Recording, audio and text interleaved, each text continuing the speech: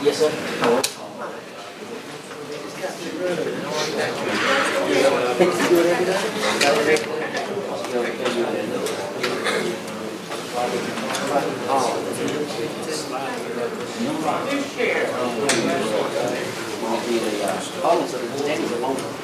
He works out in Bentonville.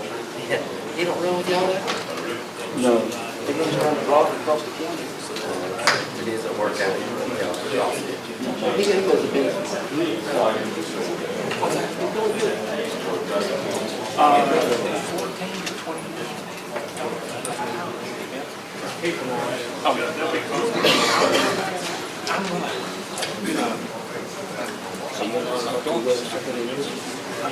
He don't want to, but I don't really want to.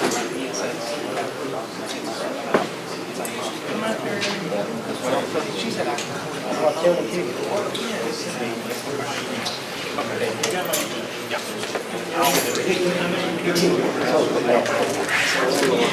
We have some equipment,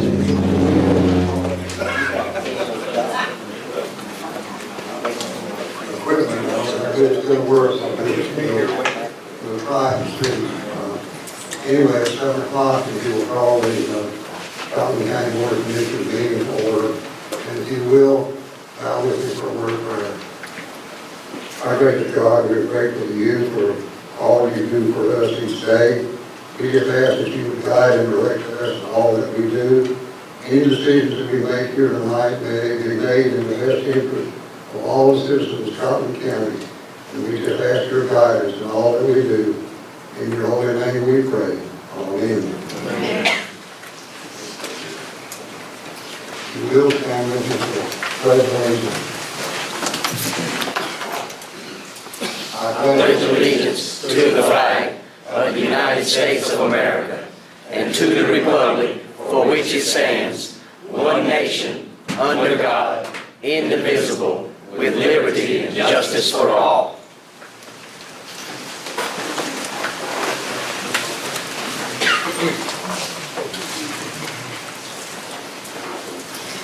I need a motion to approve the agenda. So moved. A motion and a second. All in favor, let you know, saying aye. Aye. Opposed, like sign.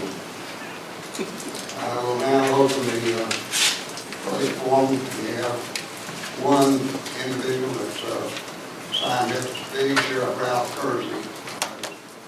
Sheriff here. Very nice to meet you. Yes, sir. If you will. Okay. Thank you for being here, Sheriff.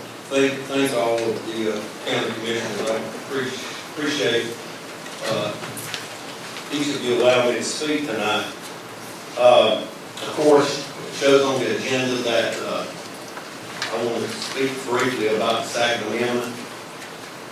I did, today around 3:30, 4 o'clock, I emailed everyone a copy of the resolution that I had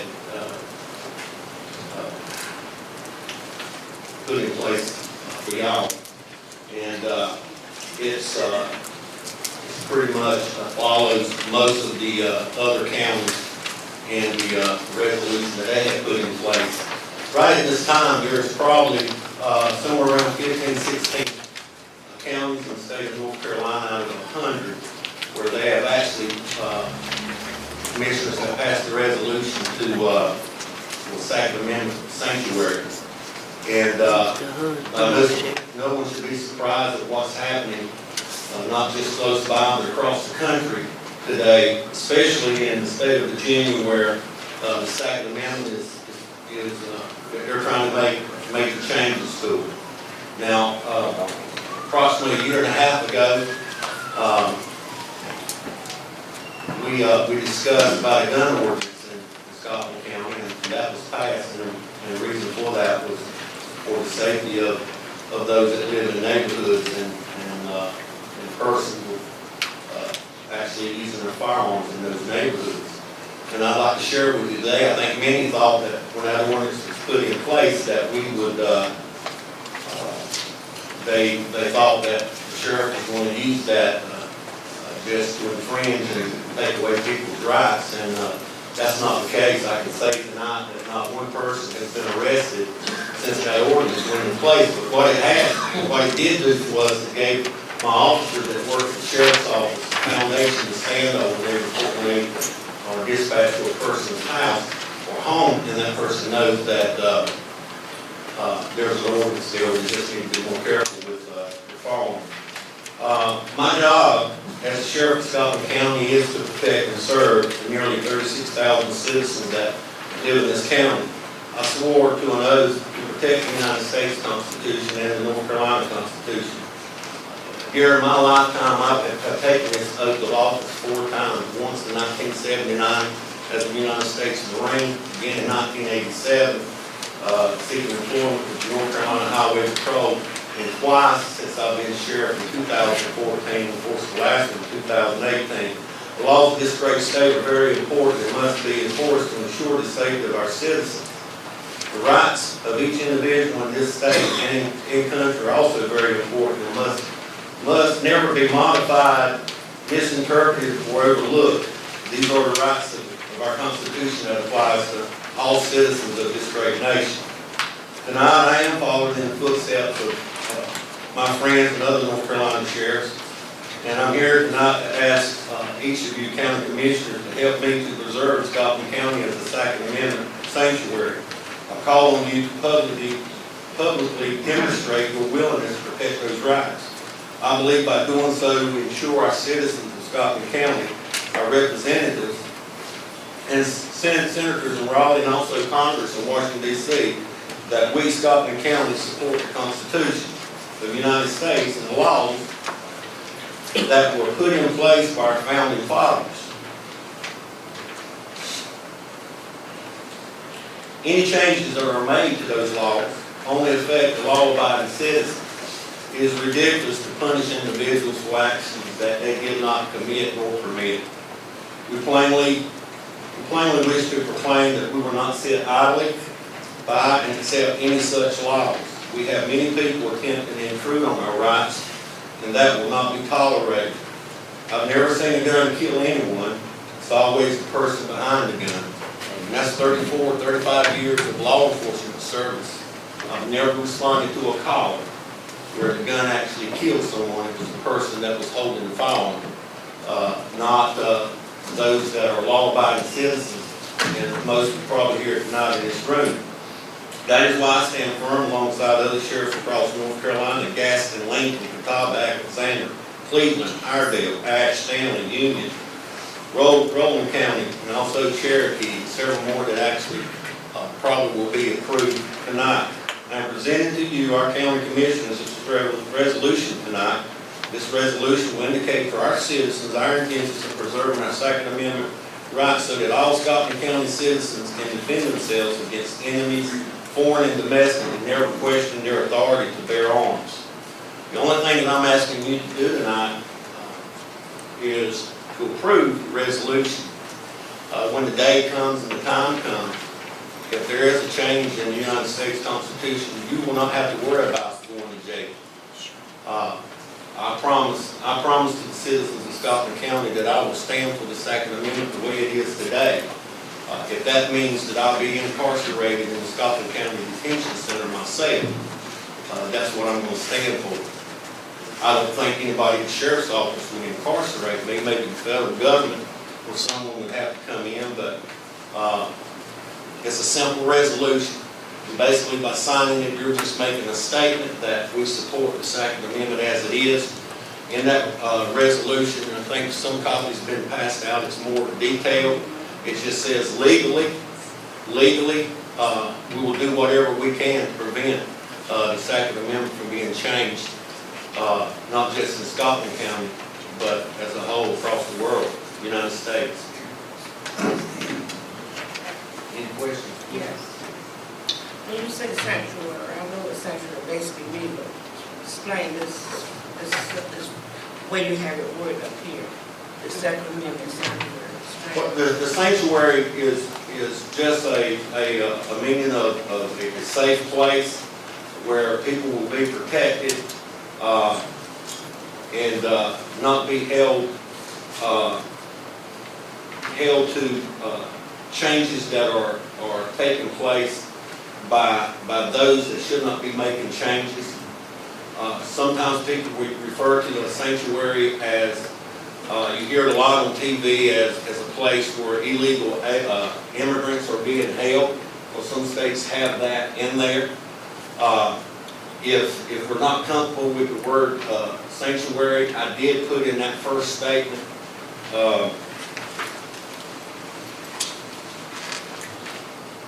It's okay about the word. I want to ask you some questions. some are using the terminology instead of sanctuary, Second Amendment constitutional rights of the citizens of whichever county they're in, because they're not comfortable with the word sanctuary. This is not a law that you put in place. What you're acknowledging is that you support 36,000 citizens in this county, or those that believe in the Second Amendment. And I think that every single one of you hold true to the Second Amendment, and you surely don't want to see it changed. And as I said before, at the end, I'll be the one that, if that day should come, that will be responsible. Also in there, it talks about we won't use county funds, buildings, to enforce Second Amendment changes, where I won't use county building funds. Basically, I'm just saying, if it's not approved, unless the people choose otherwise, I'm still going to stand for the Second Amendment, regardless of what changes come. Let me say this. Okay, I support the Constitution. U.S. Constitution. I support the U.S. Constitution. Yes. Okay, how many men were killed in Scotland County from guns this year, in 2019? In 2019, In Scotland County, how many were killed by guns in 2019? we had 2. In Scotland, in the county, we had 2. And I will tell you this, over the last, in the county, I don't know about the city, but in the county. I'm talking about Scotland County as a whole. I'm not sure how many the city had, but I can tell you in the county over the last 5 years, we've had right at 11 individuals killed by firearm. Now, 9 of those were family related, which there's no crime prevention plan that you can do to stop people from having a party and 2 family members become angry at each other when one pulls out a firearm. The other 2 actually crossed over from another county and it was committed within 300-400 yards. And you brought up a very important question, because the law-abiding citizens sitting here are not the ones pulling the trigger. But I believe we need some laws to control guns in this country. I am adamant about that. We really need some control. We need some laws to protect the citizens in the schools, in the churches, the streets, and where all this activity goes on, where people can walk in there with all these powerful guns and kill people. And I cannot support this. I'm sorry. Well, I'll say this. It's pretty much like every law that is implemented in across the United States, especially if we make changes in North Carolina. We have come to a place with so many law changes that it doesn't hurt. I mean, it takes away from the law-abiding citizens. Meaning that if they pass another law, you're going to go somebody in here and they either they're not or they're willingly going to surrender their weapons, which I'm not going to take. And then number 2, the guys out there that's actually doing the violence are going to still get their hands on the weapon. It's true. My point behind everything is it's not the weapons, it's the judicial system letting the guys back out. There's too many guns in our world today. And there are countries that don't even allow all these weapons. We got too many guns for us officers in America. So you're, United States. Protect ourselves. I know you need to protect yourself, but somehow this protection is also an opportunity for people to get hold of a gun and kill somebody, and I'm just against it. I mean, I'm sorry. Can't Tell me. sticks. We have all, as you know, support it and do support the Second Amendment. Yes, sir. You take the same oath you have. I know you do, Mr. Davis. So I does anyone else have a comment they would like to make before the question?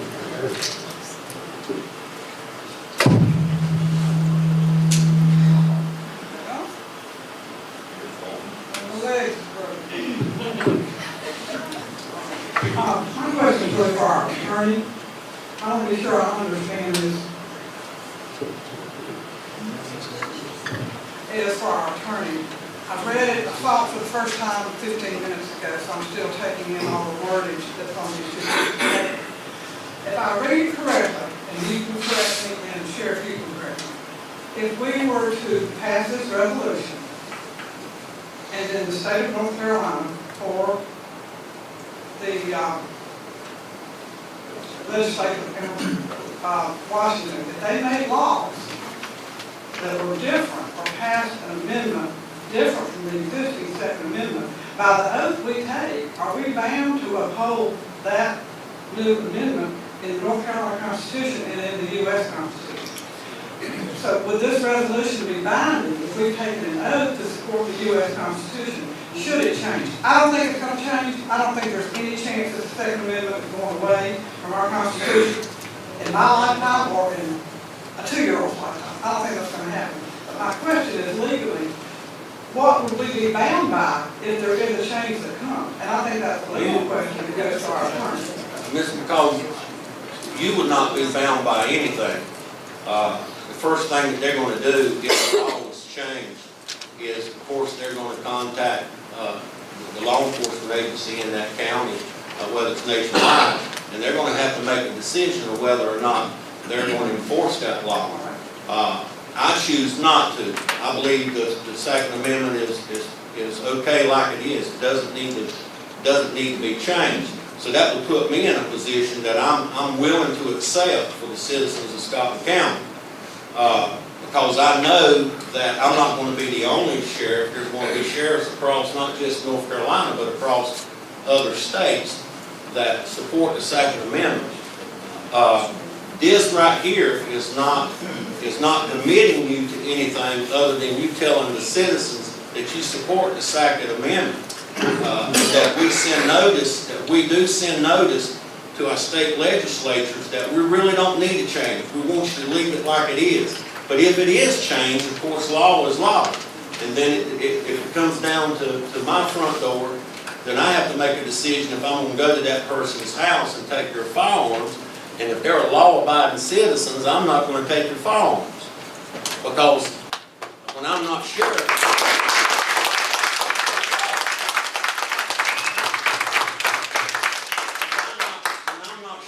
I'm a citizen at home, and I have firearms in my house. My wife has a firearm.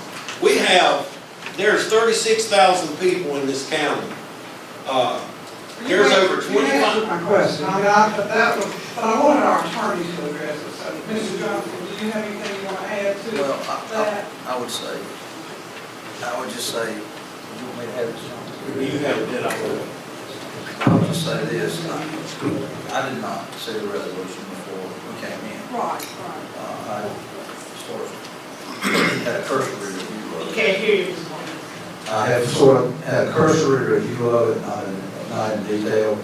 I would just say this, that the federal law is preempted and whatever is going to occur, and no one would be allowed to take actions or adopt something that's contrary to what the federal law is on the Second Amendment. I would also, if we're going to go further into this, like have an opportunity to do more than a cursory review of the resolution. I've had for about 5 minutes before I want to pursue it further.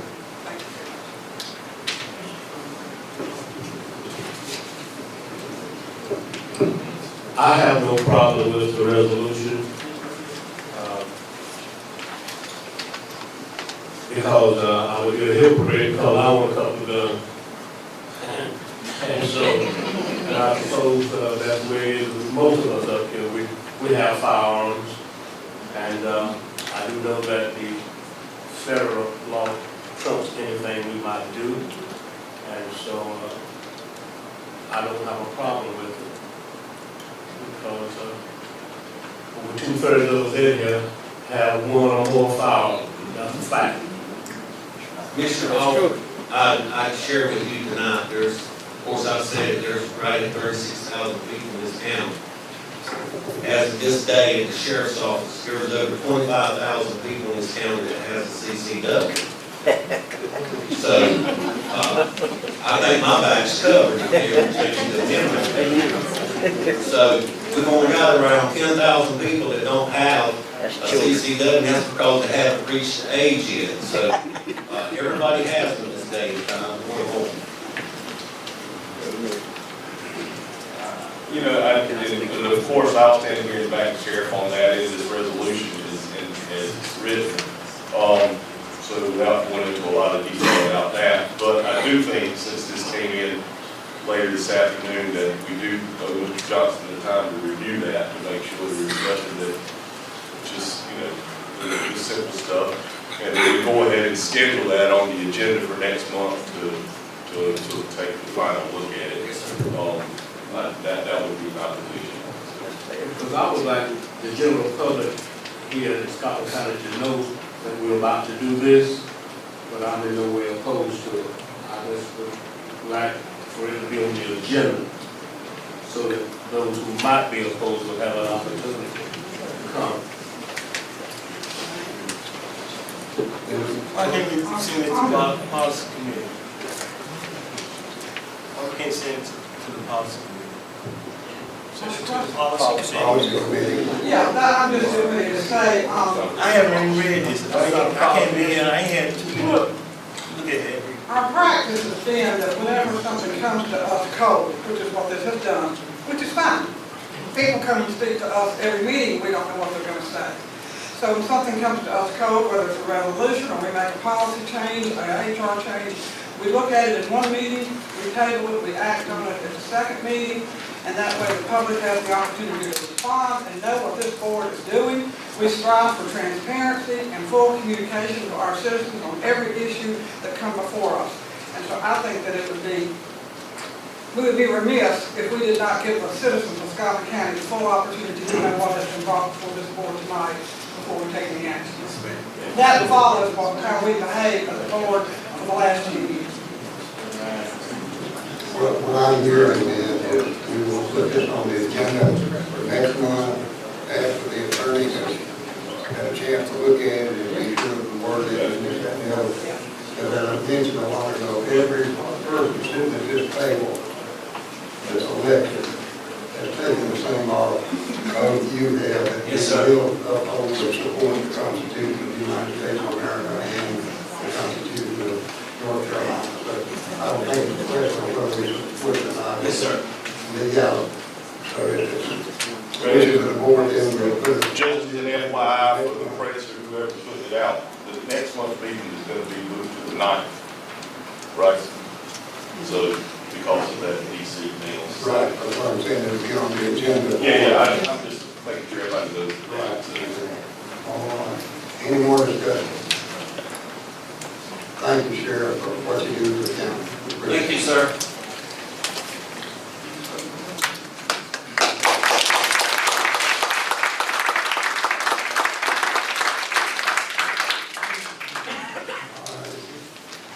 Before we go to the next item, I'd just like to thank everybody.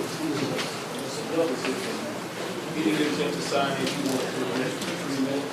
Well, I'm going to get to that just in a second. I just want to thank everybody for being here. We appreciate it. And if there's anyone else that would like to address the board, Good afternoon. I am Jerry Lee Glover, the newly elected Gibson County Commissioner. It's a pleasure being with you guys tonight, and looking forward to coming to quite a few of the other meetings. Adam Lyles, Town Commissioner of Gibson, also, and I'd like to thank all of you for what you do every day. I'm here tonight to just kind of ask you for the town of Gibson if we can maybe set up a time that our commissioners and mayor can meet with y'all and discuss on maybe helping the town of Gibson put something in the community that people can enjoy and help the the ones that's on the streets, and just maybe get us a community center or something, that we can maybe talk about. If y'all could set a date, maybe get up with me or get up with the mayor, Eric Stubbs, and, we can set that meeting up, we would sure appreciate it. And again, thank y'all for what you do. Thank you, sir. We will ask the county manager to address that situation for us. All right, anyone else who wishes to address the board? And I will close the public forum and, need a motion to approve the consent agenda. So moved. Have a motion and a second. All in favor, let it be known by saying aye. Aye. Opposed? All right, the next item on the agenda is the Stevens Grove Convenience Center site bid award. Yeah. Okay, last Friday, we had the bid opening for the construction of the Steves Grove convenience site. It's been closed since the hurricane. And this is the construction costs. You have the copy of the preliminary bid opening.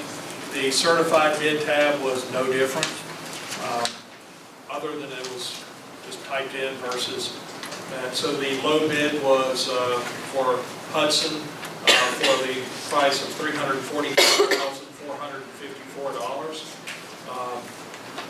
And at this point in time, we would like the board to consider awarding that contract to Hudson for this construction. Anybody have any questions? That's all in, or is that? That is everything. They have a GC that will actually come in and build the two buildings on site, as well as all the electrical and everything. How much do we have either in hold or coming from FEMA on From FEMA in total, we have a little over 500,000 coming. that? That's it. Yeah, so that's everything. So allocating that to cover these costs would, and especially since a lot of the other reimbursed expenses that we have are already in prior years, we can't allocate the revenues back to the expenses anyway. So, And we don't have anything else that we need that for, I'm just trying to make sure this is coming out of the pockets now this year, or is this coming to the FEMA thing? some of that will depend, as long as we will probably, we will come up at the budget retreat with a funding proposal for it. And for this purpose, we will probably talk about the need to appropriate fund balance for it, because if FEMA money does not come in before September 1st, it's not revenue into this year, so. But we'll. Yes, but we will get it back. So there will be a timing issue. How long does it take to sign it today? If we sign when we sign the contract, it is a 90-day construction window. The contractor did say April 1 would be the best time, because at that point in time, they're hoping they would be less impacted by weather. And April 1 means a July 1 opening. Can you remember the location? This is, well, at the, right where the previous convenience site was. This is the adjacent property, right beside it, just up the hill a little. I'm just asking for the benefit of everybody here. Yeah, so this is, this is adjacent to the convenience site, there where it was. This is just out of the hole. So if it floods again, we have a major problem. Any more questions? Maybe I'm confused here, because this undercut price, it follows this $50, $42, $35, $42. What am I looking at here? Because sense tells me that that 50 should be a lower number than the others, but what are we looking at there? There is so much undercut that's already established in the bid project. This is for additional amount of soils that have to be actually go in and undercut. Got it. Kevin, the paper that was printed on, Yes, sir. you don't give me a lot of information, like these Hudson, I mean, paving company? It's Hudson Paving. And they have a general contractor that's going to be working for them. They're going to be actually doing the building construction and the electric. Okay, that's what I was, I'm not, I'm all right. And because the amount of this project, since it's over $90,000, we're going to require a general contractor be involved. So that's how Hudson's able to bid on the project. Any more questions? Look for a motion to approve Hudson and low bid on the Leeds Road Convenience Center. Have a motion Second. and a second. Any more discussion? All in favor, let it know, saying aye. Aye. Opposed, like sign. All right, the next item is the results from our auction that we had. We got to approve the sale of that. In your packet is a summary of the auction results. We auctioned approximately a little over 70 properties off. Total proceeds, or the gross proceeds, would be $91,000. And in here, we are requesting that the board approve a resolution that would allow us to close on the properties, that would allow us to accept the high bid. Also in there, if something happens and the high bid defaults, we can go to the second bidder to attempt to close the property. The second bid is not on this sheet. The second bidder is not on that sheet. And this doesn't include that, those few properties, the museum and the other, right? No, sir. When is the auction going to take place? It's already closed. It started January 16th through the 22nd. Any more questions, Kevin? Does the city approve the resolution for the city properties, or they want to do that after? They will go, this is on their agenda for their February meeting. After we got the bid, the final bid tab, we've sent it to the city manager as well. So, That's Tuesday? yes, sir. Correct. Will they sign up on each one of these properties? Yes, sir. We will do an actual closing with each property. I think you said it was a sign. I asked you if it was Oh, a sign. posted at each. I didn't think I saw one. I believe there were, I know in certain areas, there were a number of signs. Because when I looked on here, I know I traveled from Carolina Park. Right. And then when I saw what was on there, I recalled just the one, maybe two. I can show you several that's in the woods where people took them out of the yard and fruit. Okay, maybe that, So now, I don't know, that's one, that may answer my but question. I do know that there's several that was taken up and closed off. Kevin, do you anticipate that we'll have an auction in this calendar year? I would expect that we will probably start the process again in the summer for the next series of auctions, and just have that as a regular occurrence. A rotating event? Yes. And because the majority of these properties wind up being heir properties that are effectively abandoned more often than not. So we're going to continue to have some. So this is something that we'll probably need to continue on a regular basis.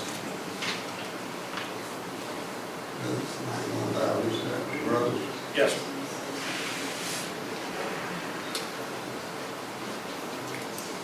Any more questions? All right, I'll entertain a motion to authorize the closing of this auction. So moved. Have a motion Second.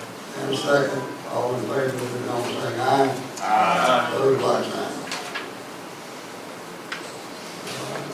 And a update on the Laurel Hill Community Center. Now, with this, in the packet, we did just take a quick summary of the notepads that were taken at the Laurel Hill input session.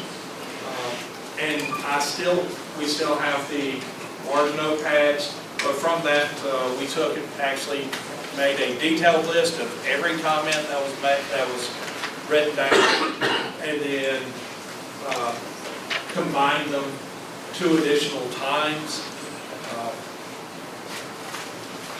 With those, what I have is a list of items, basically how I summarized them. Just looking back through the number of comments that were looking for programs focused on probably teenagers and adults, more life skills, you have athletics, some discussions about facility youth, items targeted towards youth specifically outside of athletics, as well as I did put down county essential services as the congregate nutrition site, because that is a grant through Scotland County, as well as a polling location. So that information, I've sent that out to you. We have it, and just for board's consideration, but how to proceed is probably going to be a lengthy conversation. I would recommend or suggest that at the budget retreat, when that's established, we set up some time in that retreat so you can have some conversations, come up with some vision on how you would like to proceed, what you would like to see accomplished there, and from there,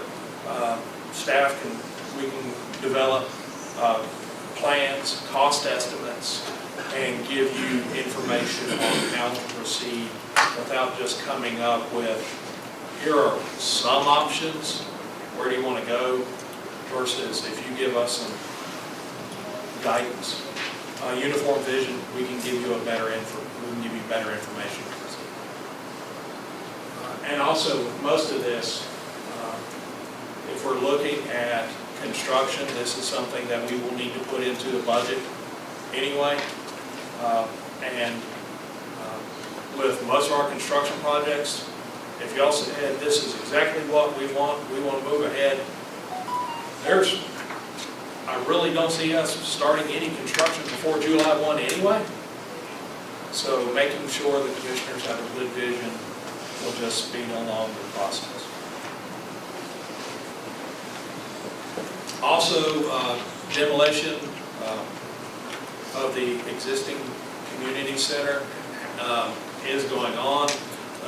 Took a picture, and it's a little bit small on here, but this was last Friday. They actually had two of the buildings down on the very right-hand side. You can see the gym was still up at this point in time. They were putting everything else down, kind of cleaning it up before they started demolishing the gym. The lower building is intact and it will not be removed. At some point in time, if it's in the commissioner's vision, we go back in and build something new, then we'll probably recommend removing the lower building, but only if we have something to replace it. Any questions for Kevin? I'd just like to say that once we get to the point of talking at our planning retreat and set up a date to talk about this, we would like for the Laurel Hill community to select that maybe 3 people that sit in and offer suggestions that they might see. That's just a thought that I have. Bob, just play that again. You see, you did 3 people to what? I couldn't Have hear the you. Laurel Hill community Setting on the planning process. Okay. What we're doing. Yeah, I didn't hear you. I'm sorry. Any more discussion about that? Thank you. and we'll move on to the call, board and committee appointments. We don't have any appointments tonight, but I will announce that I had just learned of a vacancy on our Drug and Crime Prevention Council. So if that is a board that you would like to serve on, then you can certainly contact me. It would be faster and better for you to contact our clerk of the board, Jason Robinson. And again, all of our boards are staffed by our citizens here in Scott County. It's an excellent way for citizens to contribute to the activities of the county. So take a look at our website and see what boards are out there, and if there are any vacancies, and if anything interests you, please let me or Mr. Robinson know. Okay, Kevin, and manager report.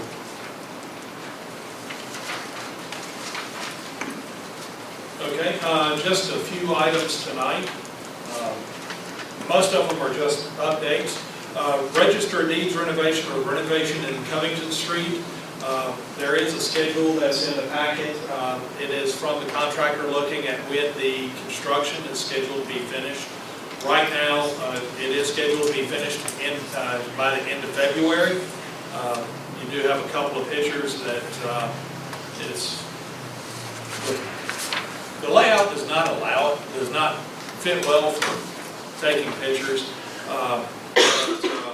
Had a walkthrough last week with Paige Pratt as well as Michael Gerg and our engineer and contractor looking at making some final decisions, small items looking to be repaired, but that will be, the construction is scheduled to be finished again, like I said, in February, so we'll be looking to look for a March movement, moving the office.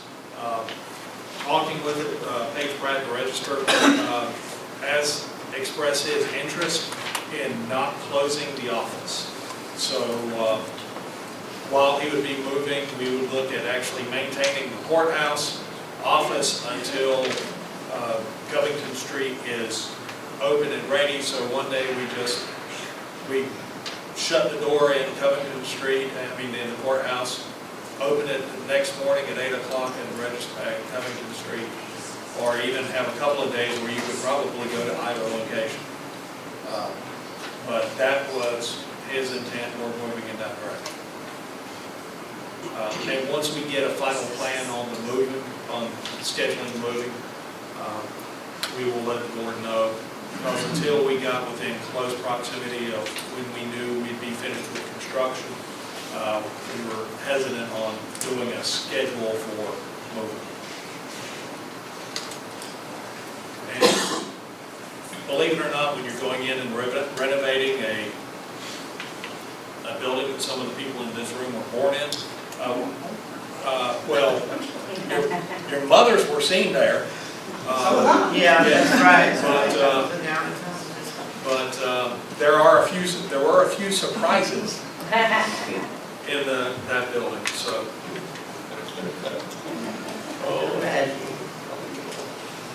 The next thing, and for this meeting, you probably were not able to see much, but we do have the first segment of the tower that was delivered today. The entire tower was actually supposed to be delivered today, but one of the trucks delivering most of it broke down in between here and Kentucky. So their plan is to have that truck up and running tomorrow. So once we get the rest of the building in here, the contractor says it will take about 10 days to erect the tower, and that will be an interesting sight on putting up a 400-foot tower. So, but right now we're still looking to have that completed, at least the erection of the tower, again, by the end of February. Now, we're not looking at having hopefully operational by the end of March. We are now, this does not impact the tower, but we are having fun with the state 911 board. Our emergency communications director, finance officer went to Raleigh last month finance officer went in December. but went to the Finance Committee meeting in January to find out that he was not on the agenda, or at least not on the agenda for a vote on reconsideration that would allow for new consoles, radio consoles in our 911 center. We are on the agenda, or we're promised to be on the agenda this time for the February 20th Finance Committee meeting, which means we have not ordered any consoles until after we get the recommendation of the Finance Committee. If the Finance Committee approves it, it will go to the 911 board the following week. It is their regular meeting. And we would expect if the Finance Committee recommends it, the full board will approve the request. Any questions for Karen about that? Also, next week, the NC Works and U.S. Census will be working together right over here in front of Government Complex, right in the parking lot. They will have their NC Works bus that will be here primarily working on recruiting people to work with the census. So if anybody is interested in getting some temporary work with the U.S. Census, actually facilitating census, getting out, talking to people, actually being a census worker. Their hourly rate is quite nice, and the only requirement is that you are at least 18 years old and have a valid Social Security number, and they will do a background check, which is for security of the information as well as the public security. Now, with that, I do want to mention that the census, they are trying something different this year, or this decade. They are doing more of an electronic census. So the end of February, the first part of March, everybody who has a physical address should get a postcard from the U.S. Census. And that will have a code that you can go online and do your census application online. So you can do it on a computer, you can do it on a smartphone, and fill out the application. Fill out the information. The good news of it is, if you go ahead and fill out the census online, and it takes, here's hoping the federal government got a website to work, but if that works, you will not necessarily have census workers pestering the crap out of you during mealtime, because that's when they will show up. But we are encouraging everybody to participate and to fill out the census. But if people do not complete the census online or call in, then census workers will go out to every address in Scotland County that does not have a census form for it. And this is very important, because this is how a lot of funding is made through the state, through the funding the county receives, funding municipalities receive, funding that nonprofits receive. If you have a charity that you support and they're asking for a grant from another nonprofit, that other foundation that might fund someone else will look at census information, because that's the most reliable demographic information that somebody can come up with. And so you can actually literally bring money into the county for this part. Also, because with this demographic change, North Carolina is looking to actually grow by an additional representative, member of Congress. So, because I think there was already conversation about federal legislation earlier, if that is your concern, having more members of Congress is a better thing than having less. North Carolina is looking to grow. There are other states that are fighting losing members of Congress.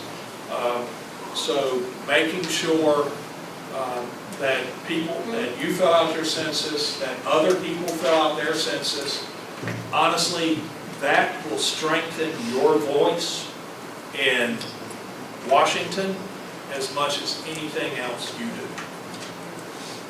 So that it is very important that people fill out the census and have conversations.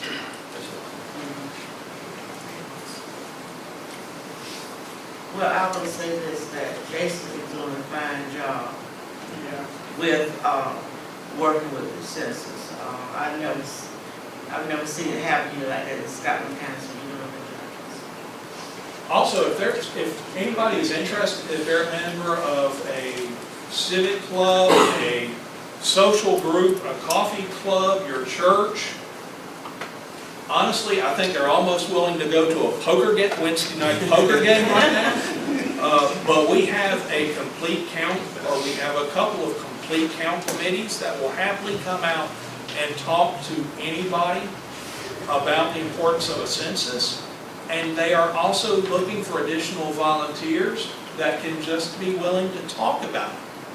So, we have those resources out here as well. And it's all because it's people who are volunteering their time because they understand the significance of the census coming up, especially this census. Kevin, I had one more. Jason, correct me if I'm incorrect. Kevin talked about how much money we gain by counting everyone. I'm going to flip that and talk about how much money we lose if someone doesn't get counted. And that figure is $16,000. Over the line, the 10 years, it's $16,000. $16,000 in the life of 10 years for each person not counted. It's in the millions of dollars that we lose if each individual is not counted. And in 2010, Scotland County was considered undercounted, so there are great efforts being made by various individuals to make sure that everyone is counted. So the importance of it just cannot be overstated. We're going to do it every 10 years. Anyone else? Ken? The next item scheduled is discussion about a date for the budget work session. In the packet, I actually put in there the potential of the 11th or 12th of February.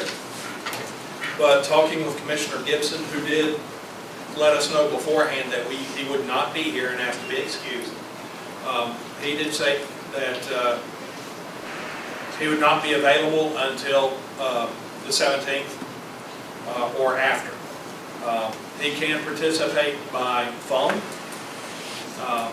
but he just can't participate by, until the 17th.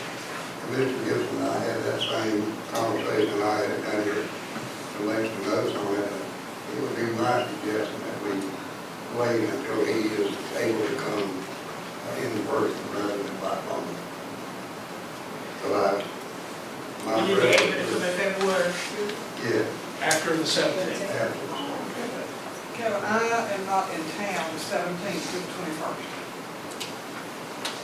And I know that's a whole week, but I've had that on my calendar for a year.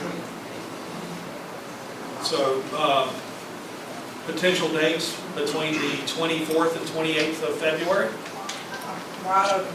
That's my best time. It's my best time. But I got to check my calendar, and see exactly which one we got. Can we call you tomorrow and give you, no conflict? If you set the date now, we can recess to that. Okay. If we do not, we can just have a special session, which as long as we have a good agenda, it really shouldn't matter. I'll recommend the 26th or the 27th. The 27th, 26th be fine. Okay, 26th, good for me. Yeah, 26 is good. John? I'm at the 26th.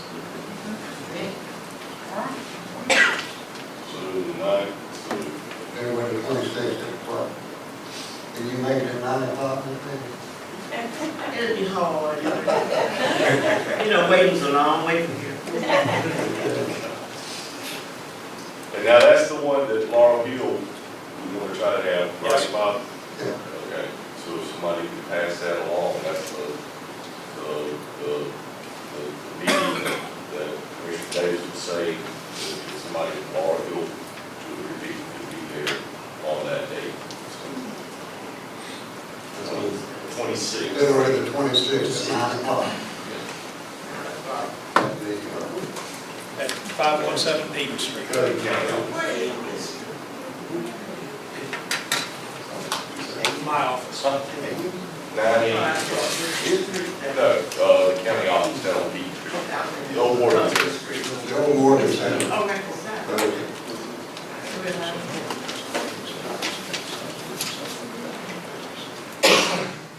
Anything else, Ken? Did you mention the, Washington, I have that coming up next.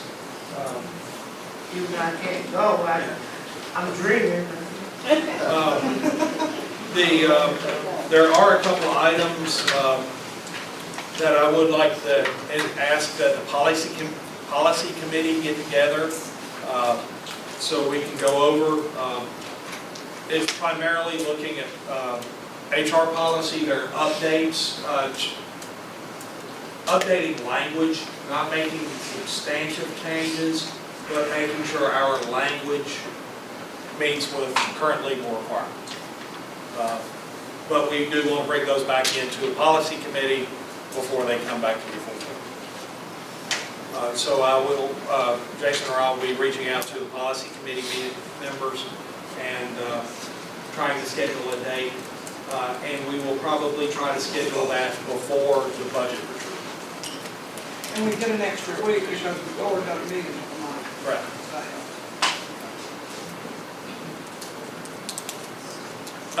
The other item, and this invitation, or at least Jason received the invitation Saturday, and I discussed it this morning. The commissioners are invited.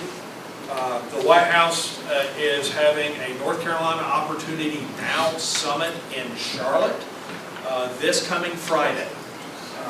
The president has stated that he intends to be there. And though his schedule has not been confirmed, a lot of times they intentionally don't confirm his schedule. But also Secretary Ben Carson is expected to be a speaker, as well as the administrator for the Small Business Administration.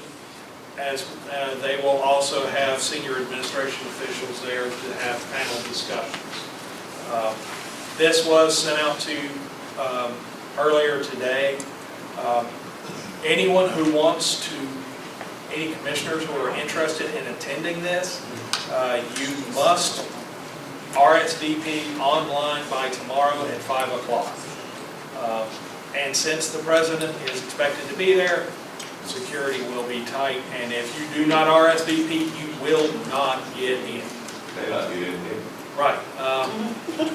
And other than it's in Charlotte, you won't get full details on it until you register. This is a closed event. Well, can I add one thing to that? Because I got a call from, I showed Jason from the White House today. The guy, William Crozier is his name, Special Assistant to the President. And I think because I had already registered this, why he did, he was requesting all the commissioners and the chamber and the EOs in the economic development and business leaders from Scotland County. They're making this more of a rural event than they do want it as a Charlotte event, even though it's in Charlotte. And he wanted me to push tonight for more people to hit that RSVP button and to go. But you got to do that because you have to do a security background on it before you go. But and that was what I was going to say for my news. Since you brought it up now, I did want to tell everybody that they're wanting more people from our area to go. Because it's a very limited audience. I think that the video only holds like 100 people. What are the hours of the event? It's 9 to 2. We'll have to be back in town before 30. But based on the security we'll probably have to be there at 6:30, 7 o'clock. So you can get there at 9 o'clock, Yeah, you're not going to get there. If you are interested in going, and you have any difficulties in RSVP, again, reach out to Jason. He can help you with RSVP as well. And that is all I have. Well, you didn't mention DC. When you said DC, I thought this is right. I don't know why I keep reminding I can't go. Yeah, the next, again, Commissioner Harvey already mentioned this. Next month's meeting will be a week later because the first week in March is generally, or has always been, the National Association of Counties Legislative Conference in Washington, D.C. I believe Commissioner Alford and Commissioner Ivey are scheduled to attend this event this year. But with this one, this happens every year, so there is some opportunity for some good information. So if any of the commissioners are interested in going, it's probably too late to register. It's more the housing, unless you want to get a hotel in Maryland. It's not going to. But if you are interested, this conference will almost guaranteed be happen again same time next year. Most of the activities that the commissioners have been interested in the past begin on Sunday and are generally finished Tuesday afternoon. And we do have an appointment already with Congressman Bishop, with him, not his staff, like what we did last year. So he'll be at that meeting with us that Monday at 6 o'clock. He shows up. You can get a congressman to show up to a meeting when you're bringing an elected official. If I go up there, I've got to catch him in the hallway. Well, the rest of them are not going to be there because that Tuesday is election day, primary day here, so, and he has the race. A lot of them won't be there. Yeah, a lot of them will be there because of that. That was not good planning on part of it. That is all I have. All across the Betty, do you have anything you'd like to say to the board? Yes, this is Black History Month. We've already celebrated Dr. King's, celebrated Dr. King Monday before last, I think it was. And this is Black History Month, and there are a lot of activities going on throughout the county. Schools, churches, recreation, community centers, and I am certainly, I can say that they would appreciate any of the county commissioners participating or coming out to show themselves in some of these activities. It's a very important month for Black Americans, and I would love to see our commissioners come to some events. I'm sure you're listening. Thank you, Betty. You're welcome. Frank? Tim? John? Carol? I'll just add what Betty, Historic Properties, the board member Loretta McNeil has put together a demonstration that will be at the museum during the month of February, and it's entitled Pioneer, African American Pioneers in Scotland County. And it's a pictorial look at all the firsts that were accomplished by the various African Americans in our community, like the first African American female county commissioner who is with us here tonight. But please stop by the museum. It'll be a good opportunity for you to see that presentation and to also visit your very own Scotland County Museum. I don't have anything other than we're trying out, as I mentioned, to start with a new sound system. Did everybody hear me all right without, no, I feel no about that.